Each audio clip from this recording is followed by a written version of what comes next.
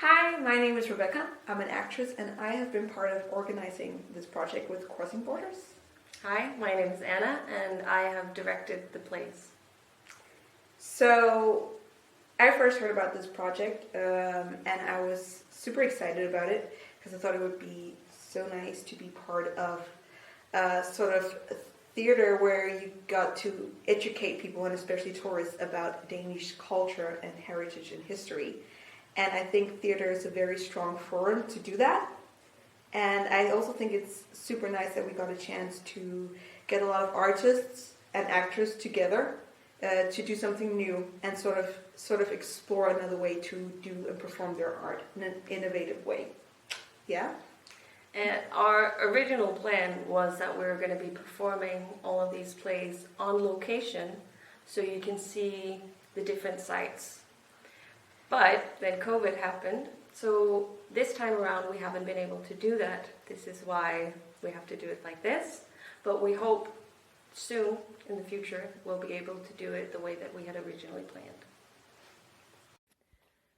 Hi, I'm Kate and I have been working on the Youth Drama Media Storytelling project with Marina, Rebecca, Anna and a whole group of young actors in Copenhagen.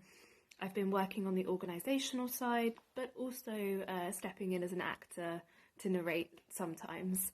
For me, it's been really interesting, especially as someone who isn't Danish, to get a chance to engage with the history in this way.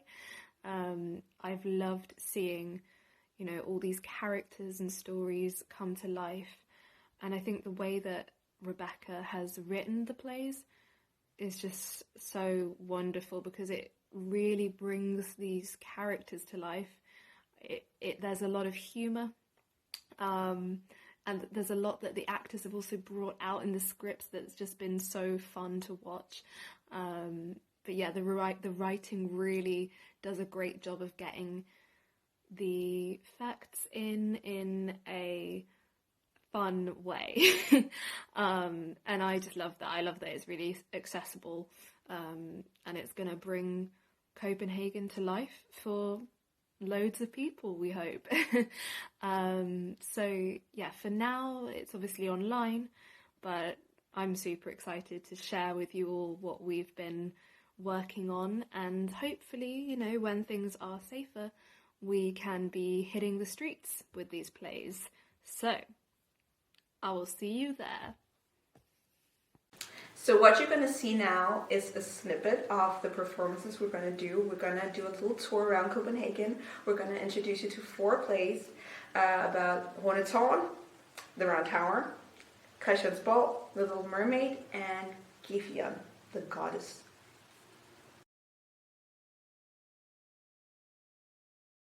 Yeah, so this is the song that you wrote, Rebecca, and I'll try to, maybe I'll be paraphrasing a little bit, but I think I got it. And we kind of worked on the melody, and for performing, it should be more polished, but I think we think we have a melody here that we kind of like. So it's about Giffion, the mystic goddess of fertility and life. Here's a mystic story from the ancient northern lands, how I created Zealand with a single ploughed hand. I'm Giffion, almighty goddess of fertility and life. I built upon a kingdom in a single day and night.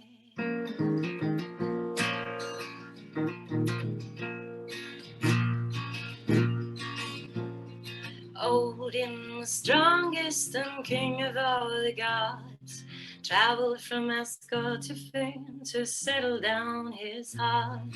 And settling down, he found that the land was too small. I need something bigger. Tell me, ravens, who shall I call? Giffion, the goddess, her name means to give. She cares for all the maidens who no longer live. And the earth is made fertile with a touch of her hand. She can give you the best of all lands. So Odin called Givian upon his request. She traveled through east with no moment to waste. No hills, no forest could lead her astray. She didn't stop walking till Sweden she came. With trees so green and an ocean so blue, she said this land is the best one to choose. King Gelfie of Sweden, will you give me some land? Yes, said the king, if you meet my demand. Spend the night in my company, and I'll give you the land you wish for free.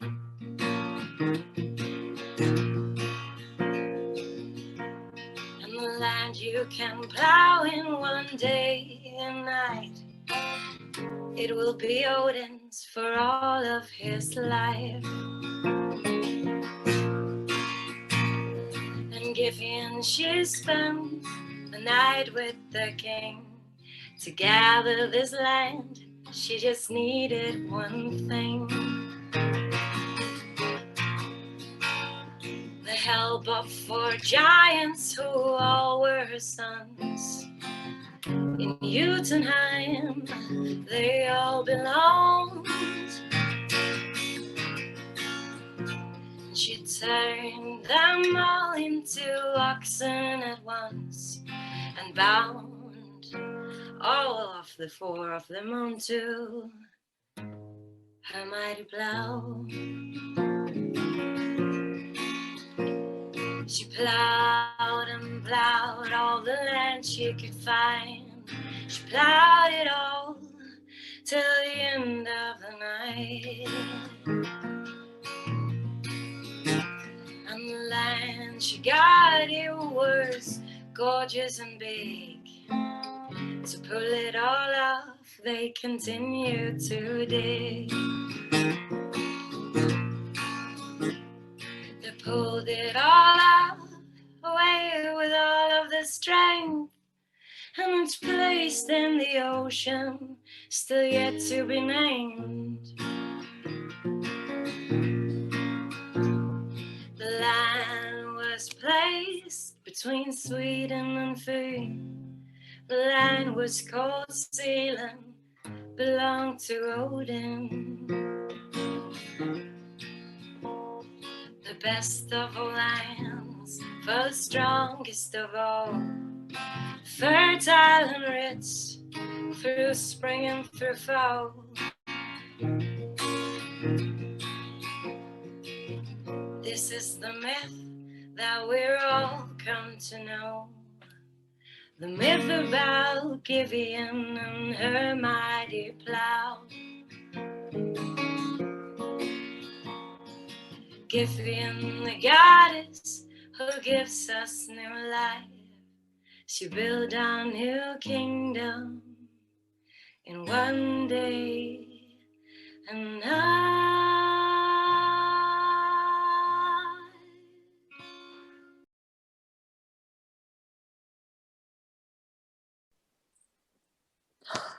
Welcome to The Little Mermaid, a Danish national treasure and one of our most popular tourist attractions in Denmark. Now, The Mermaid is famous because she is inspired from the fairy tale The Little Mermaid, written by Hans Christian Andersen. You probably know the story from the Disney film, but what you may not know is that the original story is completely different. Oh, yes. I fell in love with a beautiful prince. Oh, he was the most astonishing creature I had ever seen. I saw him one night as I swam up to the surface. He was sailing on a ship with the rest of the royal court celebrating his birthday. But then, on that terrifying night, a storm took hold of his ship and it sunk. I swam up to save him as quick as I could and brought him up to land. Oh, my heart kept beating for him ever since.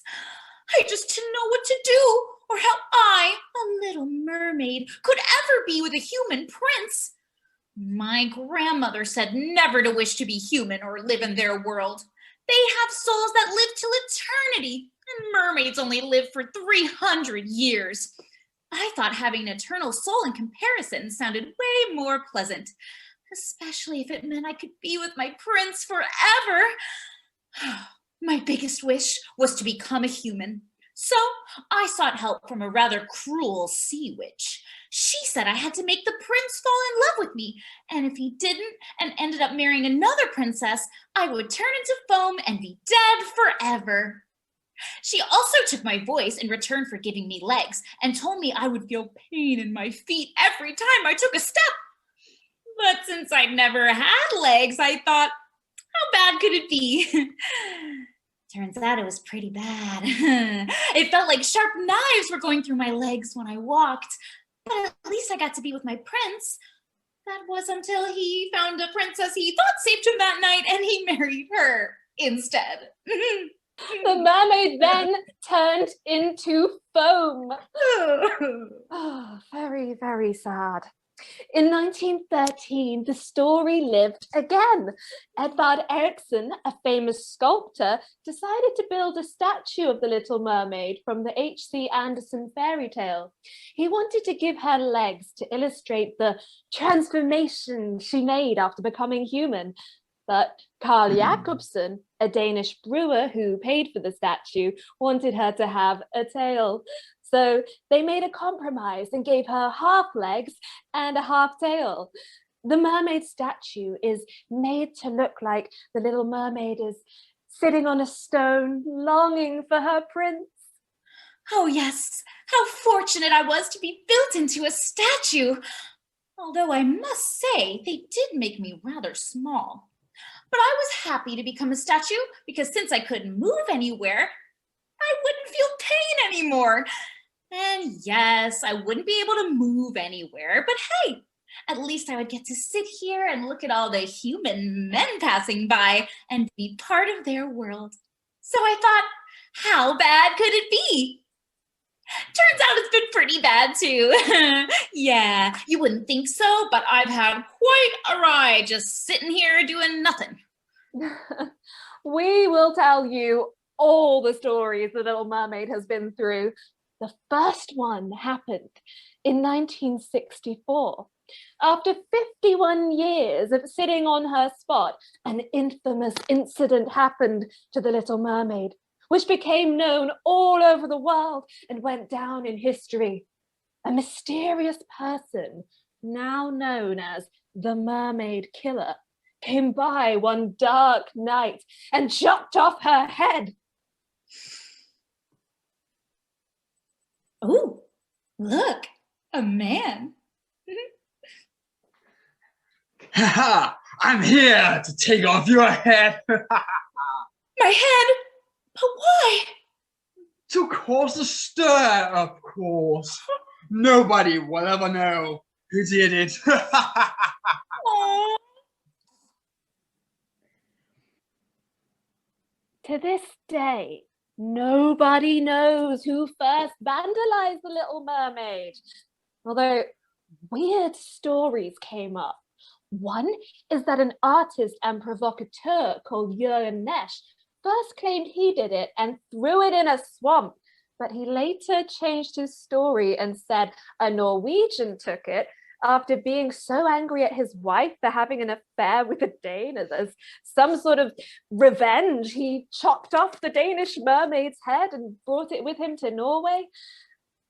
Some say it was drunken German marine soldiers who brought it with them to Germany. We'll never know. And the first head has never been found. Yeah, and since I lost my head, I can't remember, so I can't tell you either. But at least they built me a new one. quite a scary experience. But little did anyone know, more incidents were about to occur. 20 years later, in 1984, 2 drunk men came along with a saw and some bad intentions. Oh, who's coming now? Ooh, a guy. Oh, there are 2 of them this time. Wait. Oh no. Are you gonna take my head? We're gonna take your arm. My arm? Oh, I don't understand why. Well, I don't know. For some reason, it seems like it was a good idea. And, well, you don't really look like that you're using it anyway, so... The 2 men reported themselves to the police the day after and also returned the arm, explaining that they just woke up with a bad hangover and a bronze arm beside them. Honestly. Throughout the years, activists have used me to spread messages and have colored me red, green, blue, or put signs on me. Some farmer students even put a bull head on my head to enlighten people about the circumstances at their school facility. Later in the 90s, some men wanted to chop off my head again, but they didn't succeed, so they left me with quite a scar. It wasn't until 1998 it happened again. Oh, look. What are you gonna do this time? Take off your head. Here we go again. Hi, excuse me, is this Michael the photographer? You might want to come out to the Little Mermaid and bring your camera. I should have stayed in the sea. A photographer called Michael Person told the police he got a tip from the 2 men telling him to take pictures of the incident, and as he arrived at the scene, they took off with the head on rollerblades. A few days later, he got another tip that the head would appear on his doorstep, and it did. Although the police suspected him for doing the whole thing himself, the accusations were dropped. In 2003, someone blew me off my rock. It was quite shaky, but I'd been through so much at that point. I was so robust and I didn't suffer any damages, so I was put on my rock after some minor fixes. Oh, no other statue in Denmark has suffered so much vandalism as our little fairy tale figure, which is also what makes her very famous around the world. To many, she is the beating heart of Denmark, and she symbolizes the Danish minimalistic way of being. However, this also means that using her in political or provoking agendas always causes a lot of attention. If people have messages aimed at the Danish government, they're going to get them through using her. I must say, I've witnessed quite a lot. But in my 107 years of sitting here, seeing people pass by and ships sailing by, I've gotten quite used to it all. People have used me to bring out their political and environmental messages, so I stay rather knowledgeable about what's happening in the world. But what I enjoy the most is seeing all the people who are dying to take pictures with me. I've grown to like all the attention I'm getting. I'm even trending on that Instagram thingy. So yeah, I've learned quite a lot about the human world. And although true love isn't quite like in the fairy tales, I've gotten something else a lot of people seek. Fame. Oh yes, at least I'm famous. But nothing warms my heart as much as seeing all the love people still share for old fairy tales and their desire to travel across the globe to meet me.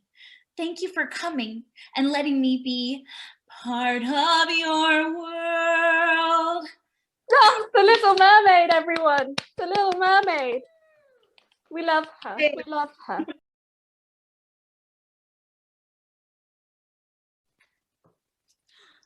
Come over, everyone. Welcome to the famous round tower in Copenhagen. Today, we want to tell you the story about this magnificent round tower and why it is one of Denmark's most wondrous treasures.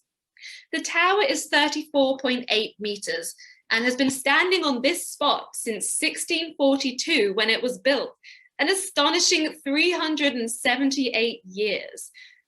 As you may or may not know, the idea behind the tower came from the present king. Me! The idea came from me, King Christian IV, the king with the longest reign period ever in Denmark, 59 years to be exact. I was the idea behind the tower and its surroundings and served as its architect as well. Well, yes, with some help from my astronomer friend, Christian Longimantanus. Christian IV is known for his construction work and is the man behind many of the famous buildings in Copenhagen. It was his ambition to make Copenhagen one of the most magnificent cities in Europe, especially since the other European countries had a poor view of Copenhagen. The city didn't have all the monumental buildings the other capitals had. The king was very self-absorbed and wanted to leave a mark of himself. Luckily for him, he inherited a lot of money from his deceased father, so he was able to build many new beautiful buildings in Copenhagen, including the Round Tower. Let's take you back in time and show you how it happened. Now, dear Christian Longimantanus, that's a bit hard to say, isn't it? Longo. Can I just call you Longo? Oh, well, Christian works too. That's also my name. Let's not get everybody confused. Longo is good. Now, dear Longo, do you know why I have reached out to you and asked you to meet me here inside of town? Well, I kind of guess that you wanted to discuss my idea about, building a new observatory here in Denmark. Right you are. I want to build something meaningful that serves a higher purpose for all, something that makes Copenhagen stand out, gives us a greater influence, something that can't be found in the rest of Europe. I'm so happy you reached out to me with the proposition of building a new observatory. I myself have been wanting the exact same thing. I want to build the best observatory ever. Therefore, I called upon you to help me. Very well, my king. As I mentioned in my letter, I wanted to continue the works of Tycho Brahe. Tycho Brahe, he was, my former mentor and is known as one of the greatest astronomers of all time. Unfortunately, a few years ago, Tycho Brahe, he was, exiled from Denmark and Sweden. But he was, very famous for his works in astronomy, and that he had built a very famous observatory known as the Star Castle, which lies, just outside Denmark. And it was, of course, also known as the greatest observatory of all time. The Star Castle was considered the most advanced observatory ever built in our time, but since Tycho Brahe was exiled from Denmark and Sweden, it's gone to the ground, correct? Correct, which is why that I suggest that we build an extension of it too. Which is why I suggest we build an even better version of it. Better? I'm not sure we can. Now, there's only one observatory left in Europe, the one in Holland. Ugh. I mean, we can outdo the Dutch people, so I suggest we build the next big Star Castle, only much better, as part of a new university. You'll be the leader of it. University? Yes, I want to build a university in a round tower where there's an observatory, a church behind it, and a library. It will be a building with 3 purposes, so we can learn about science. We'll call it the Trinitatis Church. The Trinitatis Complex. The church will be called the Trinitatis Church. And it will be right here on this spot in the middle of town. Right here in the middle of the town? But in my letter, I suggested, that we build it outside a town, preferably on a hill or something, to get closer to the sky. This part of the town is, rather flat. No, you get to take care of the insides of the observatory. I take care of its placement. But what, wasn't I supposed to be the leader of it?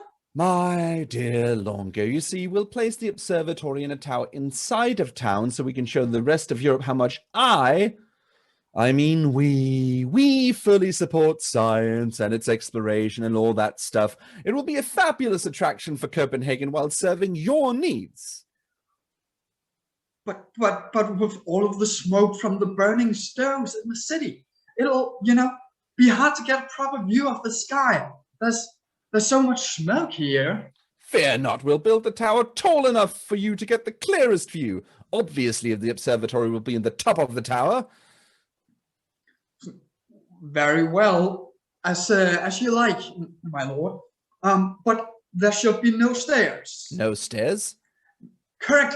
An observatory is nothing without the right kind of instruments, And for us to be able to bring all of them to the top of the tower, we shall have no stairs but a spiral ramp. Just like in the German towers, but instead of using them to ride horses, we will use it to carry our instruments up to the top of the towers. Oh, I like that idea. It will make the tower stand out. Adds a unique quality to it.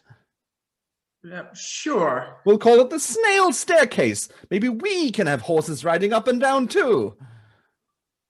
Well, let's not get ahead of ourselves, okay? We'll call the tower Stelleburgi Regii Haniensis as a clear reference to the Star Castle, so people get the idea of what kind of observatory it is. But then its name is in Latin to make us sound smarter. Yes, this will be better than the Star Castle. But you, my dear king, you must know that we cannot afford the kind of instrument that Tycho Brahe, that he used to own, yet alone build them. Shush, of course we can. I am King Christian IV. I've built the Rosenborg Castle, the Stock Exchange Building, the Frederiksborg Castle, just to name a few. Don't you know that when my dear father passed, rest his soul, he left behind an enormous amount of money in our treasury? I can make anything happen. We will take Denmark to new, higher standards. I will be remembered by many as a great king in all aspects, known for his glorious ideas and some of the most magnificent buildings in Copenhagen. King Christian IV was a very popular king, but only because of all the buildings he built during his reign. He suffered many disastrous defeats in the wars against Sweden, so only the many historical buildings in Copenhagen have maintained his reputation. Excuse you, I'm a king of great leadership. Not just because of the many buildings I have built, I led many wars, proving the superpower of our nation. Oh, sorry. Maybe I didn't get my facts in check.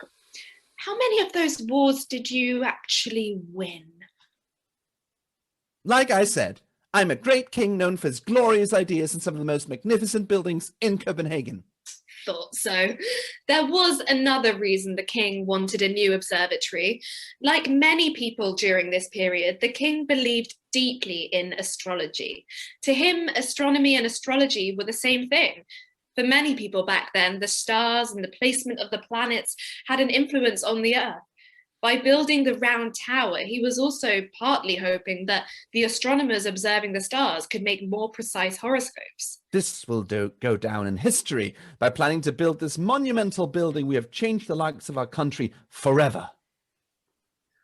And, even with a better view of the stars, we can make better astrological predictions. And be one step ahead of everyone, getting a greater understanding of our planet, our country, and ourselves. Yes, with this observatory in this tower, we can make more precise horoscopes. As you know, I'm an Aries, and they're known to be extremely self-obsessed and attention-seeking.